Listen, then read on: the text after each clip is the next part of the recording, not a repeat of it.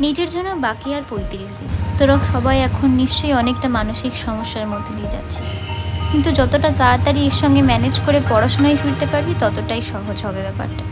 হ্যাঁ, তোরা হয়তো ভাবছিস আমি তো নিট দিচ্ছি না, সুতরাং আমি কি করে তোদের ব্যাপারটা বুঝবো, কিন্তু আমিও তো একটা সময় নিট দিয়েছি। 2024-এর নিটের কথা আমারও মনে আছে, যখন এই বুঝি ক্যান্সেল হলো, এই বুঝি হলো না, এখানে কোর্ট কেস, এদিকে এই ঝামেলা ওই ঝামেলা, হাজারটা মানসিক সমস্যার মধ্যে দিয়ে তখন আমিও গেছি।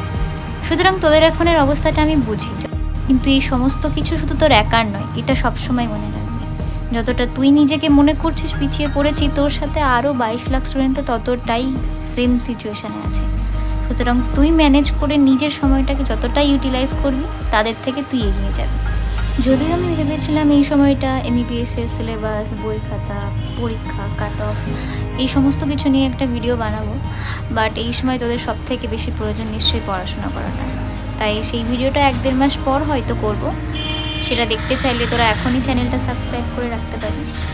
আর যদি এক্সট্রা কোনো হেল্প মনে হয়, let me no in the comment section, আমি তোদের জন্য আছি। তো তোরা এখন খুব ভালো করে পড়াশোনা কর, stay safe, take care, and see you in the next video. By.